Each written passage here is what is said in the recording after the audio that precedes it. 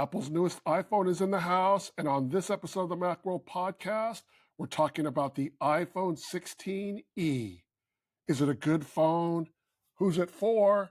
And most importantly, should you buy one? That's coming up. Stay tuned.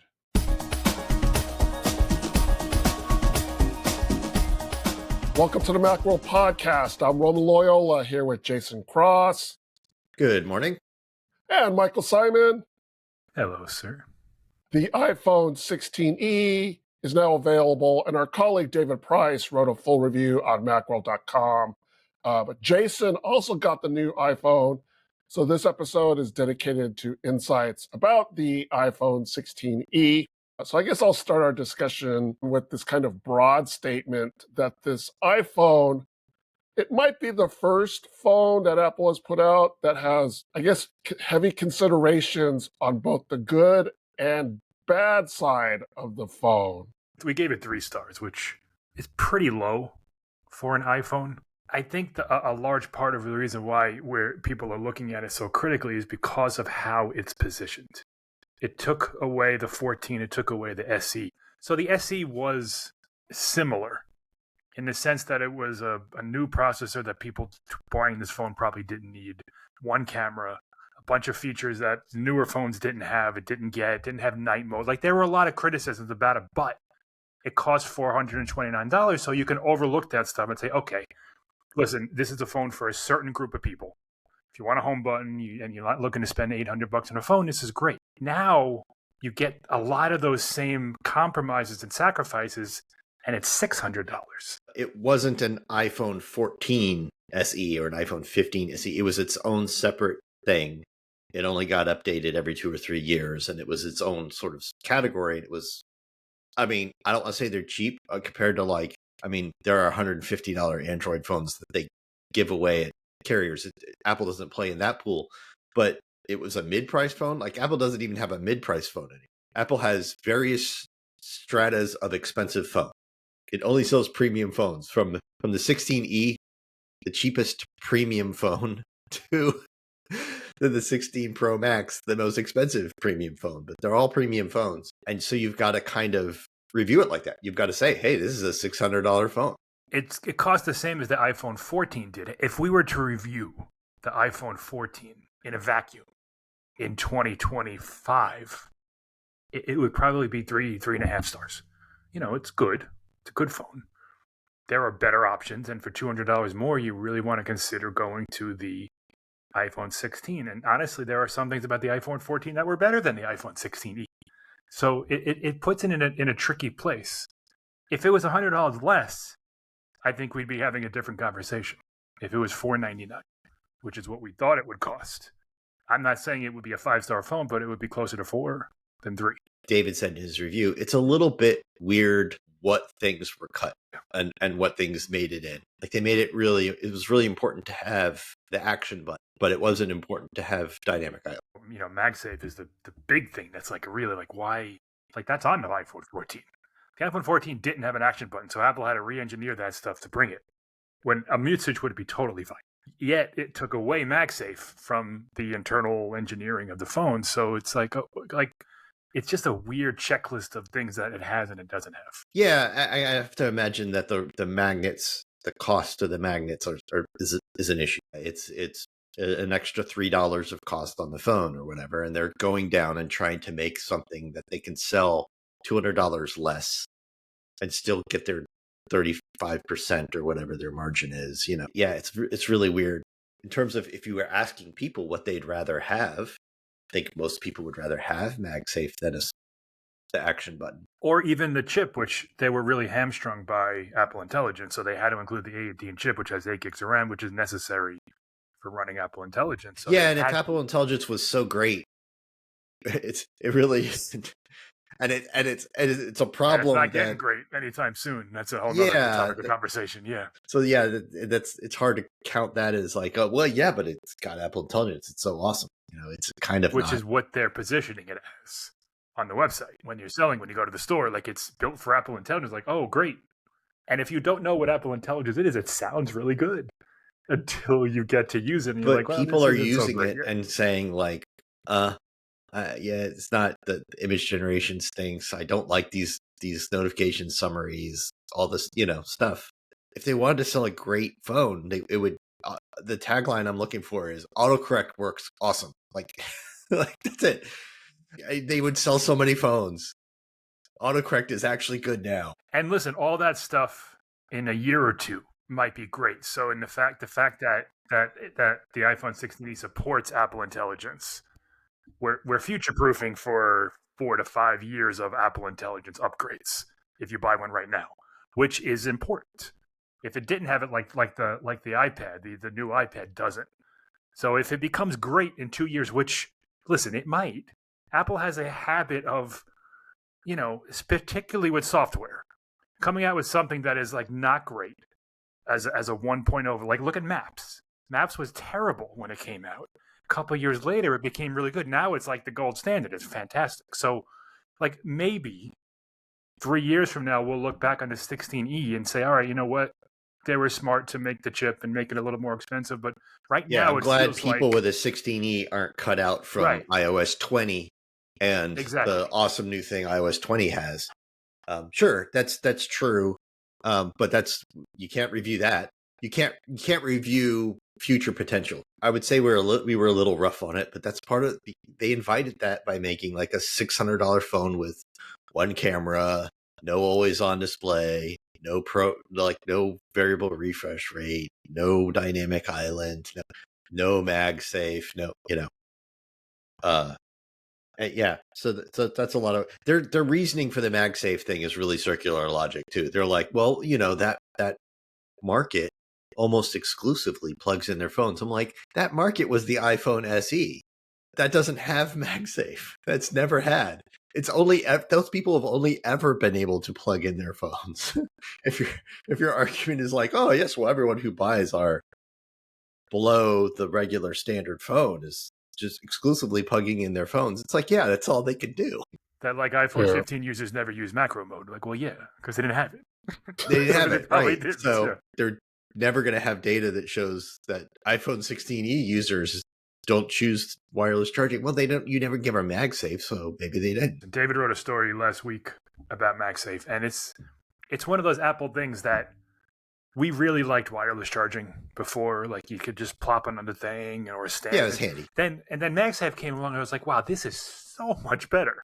Like this is how it should be. Like you never have to guess, you never have to look. It snaps, and then 5 years later, they come out with a phone that doesn't have it, and it's like, well, you created this thing. That's so great. There's a reason. It's so great that you use it as a standard for the industry. Right. It became the Qi standard essentially. Like there's a couple protocol differences, but the whole like ring of magnets, this is the coil, whatever. Like it's Qi 2 is 95% MagSafe, and just like a couple of like handshaking protocol differences. Like, and it's that good, and they just like, we don't really need it on our $600 phone. Yeah, listen, maybe Jason's right. Maybe it's a couple bucks, but man, it just seems really important to include. Like that's the biggest feature in my mind that's missing. Like I'm okay with the second camera. I'm okay with macro mode. I'm okay. Yeah, they did a good main camera. That 48 megapixel main camera with like the zoom that's a decent compromise for a less expensive phone. MagSafe is just a big glaring omission, and it's just it's hard to overlook it. Why is the action button more important to Apple than MagSafe? Like that's a serious question I have. Like someone had to have that discussion, and they said this is more important than this, and maybe it's because of visual intelligence. Yeah, I think it's two things. I think one is that they're not putting the camera control, which is a fancy button with touch and swiping and all that stuff. That's more expensive. Which I totally understand. Yes. Yeah, so they're not putting that extra button on. And so that gives you an opportunity to invoke AI features like visual intelligence and stuff through another way without having, people aren't going to go into control center to do it. Right. I don't think in terms of like when you're looking at the cost to manufacture the phone, I don't think the action button is more expensive than that switch was. In fact, it's probably cheaper, or at least the same price, right? So I think that's probably the consideration, like whereas MagSafe definitely costs more. The other place where Apple, I don't want to necessarily say saved some money, but like where you're just not getting as good a phone is their modem. We did we talked about this is their first product with their C1 modem in it. All the other iPhone 16s have something called a Snapdragon X71M, which is not a product that exists in Qualcomm's lineup. It's probably like the X70, but like a custom for Apple version. But it's not the X75 and it's not the X80. They just announced the X85, which will come out. Yep. Which and it's not as good. 17. It's basically half as fast, right? Like we did a bunch of testing all over town between an iPhone 16 and 16e, and pretty consistently, it's like half as fast. Download speeds, upload speeds are fairly comparable. It's fine in the sense that like you're not going to it's dropping a ton of calls. It's good enough, but you are getting a half as fast modem. And listen, it's right. And Jason wrote a great article that Roman will put in the note section to check out. But I'm okay with that because it's a new part. Apple needs to test it in a real world situation. I don't care what labs and things they have. They need to test it in a wide, across the world. And, the people who are going to buy this phone won't be as demanding as an iPhone 16, iPhone 16 Pro user. So this makes sense. Put it in this phone, test it for a year. The C1 modem, by all accounts, won't be in the main iPhones until the 18. So it gives Apple it'll be a C2 or C3 or something, right? Yeah. Yeah, and the modem seems to be reliable based on our testing and what I've read, that it's not like, I don't have service now, or it's going down to 4G when it should be 5. Like it works well enough. It's not as fast as Qualcomm. Qualcomm's the best in the game. Like it would be shocking if it was. But it's not right as fast as Qualcomm's 2-generation old modem. Sure. To be clear. Yeah. Like you said, it's people aren't going to care. I mean, just about the best thing Apple could hope for is what happened, which is the phone came out. It's been out for a couple of weeks now, and nobody's talking about it. Yeah. Outside of us, the tech press, who like really made a deal about it and tested it and stuff, like none of the users are mentioning it at all, positive or negative, which is absolutely the best they could have hoped for. Sure. Is like you don't notice. And so, let people not notice. But the whole, it's so energy efficient.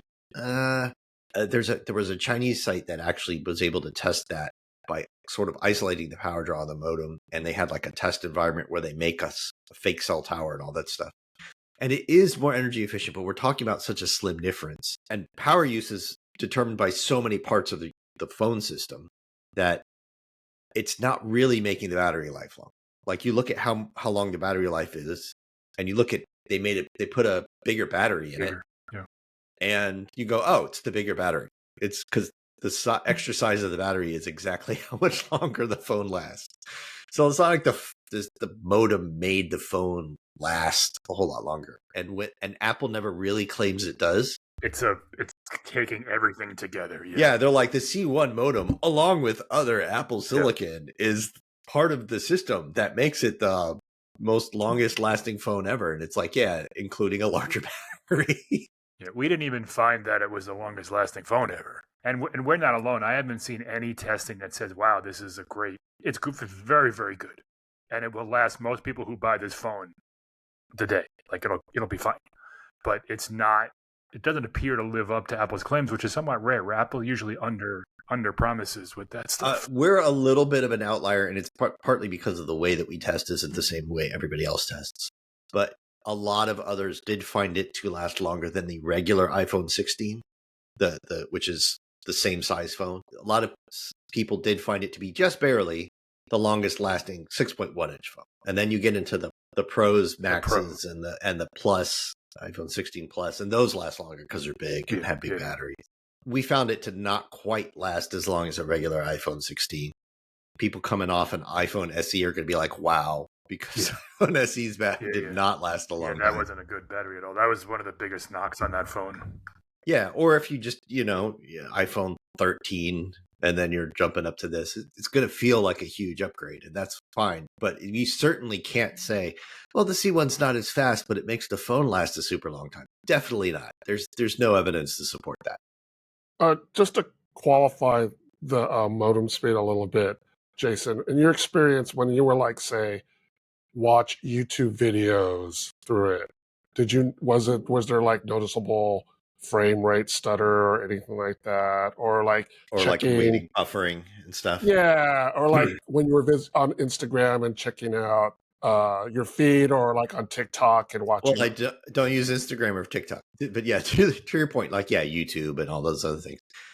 No, it works fine in most of those. Where you really are going to notice a difference is there were a couple of places, like there's a grocery store that if I go into this grocery store, like it's just hard, you get a hard time getting a connection and you get less than 1 megabit.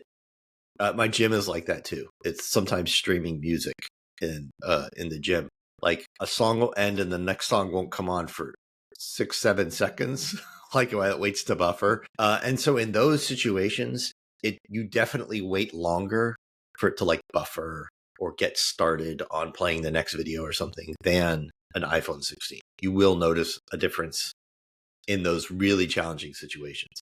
Once you get above 10 megabits or something like that, almost anything you do on mobile is going to feel pretty fast. Unless you're like tethering to your laptop and doing something, the big uploads and downloads and stuff, you're just not going to feel speeds above that a whole lot. All these like, oh, it's a gigabit of speed. It's like, oh, it's my phone, man. I'm not doing anything that needs that. So yeah, it's really, there's edge cases where the challenging edge cases are the places where it's slow enough that you're going to have those kind of issues. It feels to me like the 16E is kind of like an iPad, where it's primarily going to be a consumption device. It's not necessarily going to be a production device. People aren't going to use them to make videos or whatever and stuff like that and upload them. And, it's more about Well, yeah, I visiting mean, sites. everybody's taking selfies and uploading those, but like, I know what you mean, like fancy stuff. People aren't going to open up video editing stuff and start trimming and adding things and titles and all this other stuff and re-rendering everything out. Yeah, probably true. Yeah, At $599, and then the iPhone 16 is what, $200 $799? more, yeah, $799. Who is this phone for now? Then I don't. I mean, $200 is a big difference. It's It is a cheaper. big difference. It's cheaper. Like, I imagine somebody goes into an Apple store or a carrier, and it's an iPhone 16. I mean, their pricing's genius. So they've seen all the ads about the iPhone 16. It's a quote latest iPhone. It's in the latest generation. It doesn't look visibly like an old phone like the SE did. The SE, like, oh, it's got Touch ID and rounded corners, and it's like it looked like an iPhone 8 because it kind of was, right? It doesn't look like that. So I think a lot of people are seeing a $200 price difference, and they're like, oh, I don't care about it having a whole bunch of cameras or whatever, and they're deciding, yeah, I'm saving $200. Mhm. And I think it's for a lot of those carriers who want to do carrier deals where getting free phones when you get a plan and all that other kind of stuff. Yeah, the carrier deal seems like that's a big part of this, because selling the iPhone SE, as Jason was just saying, you're selling an old phone and you have to explain to someone, okay, this is why it's this and this is what it looks like. And this is an iPhone 16. It's the cheapest one. You can get it for free with the trade-in, whatever they do. So, yeah, in that sense, it's for the indiscriminate smartphone buyer who wants a new iPhone. Maybe they're coming from an SE, maybe they're coming from an 11. Like my mom uses like an iPhone 10s or something. Like there are people out there who just keep their phones for years and years and years and years and years. Don't really even pay attention to what's coming out every year. Go to the store, my phone break, I need a new one.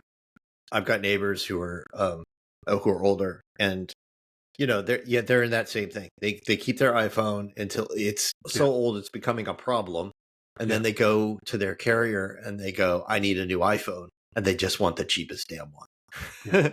And so it's for them. I kind of wonder if Apple's getting themselves in a pickle internationally, where the SE was a big part of their growth story in some Latin America and India and stuff like that, where there's a lot of price pressure, downward price pressure and stuff. And it's like they can't sell this as cheaply there as they could the SE. So yeah, I wonder. It seems as though next year it'll be $499, and there'll be an iPhone 17e for $599, I would think. That is a big question. Which helps. The same way that they sell, or have been in the past, still selling last year's iPhone. Will they update the E every year and keep selling 1-year-old E's at a lower price? Good question. And the iPhone 16, so they usually sell this time next year, historically, the 16 would be $699, which is what they sell the 15 for now. So presumably the 16 stays around at $699.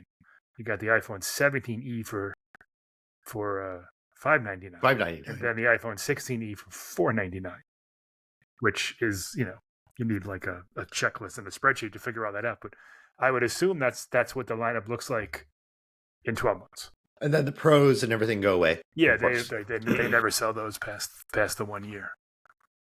Well, listen, the best thing I can say about it is you're getting a phone that'll be really good in like 3 years, for sure. We hope it has at least the ability to. Well, that's what I mean. Yeah, like yeah. The processor, the memory, the storage is now 128. Like if you buy the base iPhone 16e, in 3 years you're going to have a phone that performs extremely well. It'll last through the day. It'll be fast. Everything will still feel speedy when you have iOS 21 or whatever it is, and you'll probably still have about 40 to 50 gigs of space just based on the way people use their SE. So if you're coming from that generation or an 11 or a 12 or whatever, you're getting a phone that's much better than even the Pixel 9a. Like it's gonna last. Whether or not that is worth $600 is the question. We're going to see at some point features that don't work on an iPhone 15, but do work on an iPhone 16e, and we're going to say that's what you got for that $600. As iOS 19 and 20 roll out, there'll be certain features that just require that, and then maybe that becomes more obvious that it's worth it. But it's hard to make that case now, not knowing what those things are, right? Yeah, especially when iPhones hold up. They've held up.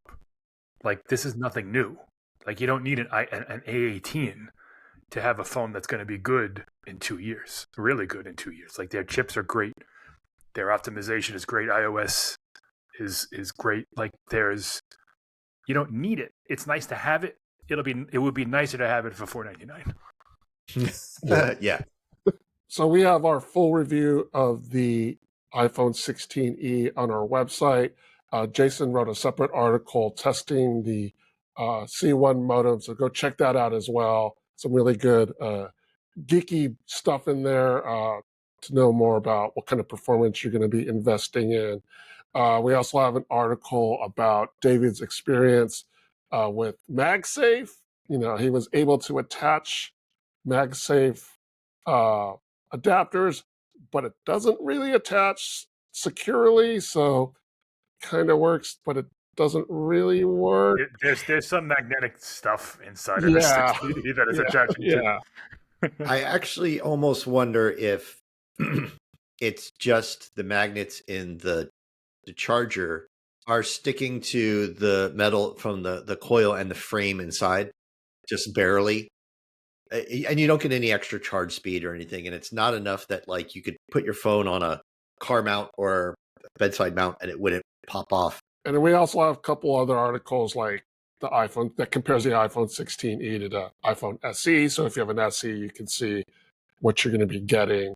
And a lot of other iPhone articles to help you make your buying decision. That does it for this episode of the Macworld Podcast, episode 925. Thanks to Jason Cross. Thank you. Thanks to Michael Simon. Thank you, sir. And thanks to you, the audience. Thank you for tuning in. You can subscribe to the Macworld Podcast in the podcast app, on Spotify, or through any other podcast app. You can also check us out on YouTube at the Macworld Podcast channel. Do you have any comments or questions? Send us an email at podcast@macworld.com or contact us through Blue Sky, Facebook, or Threads. Just search for Macworld and look for the blue mouse logo. Join us in the next episode of the Macworld Podcast as we talk about the latest in the world of Apple. See you next time. Bye.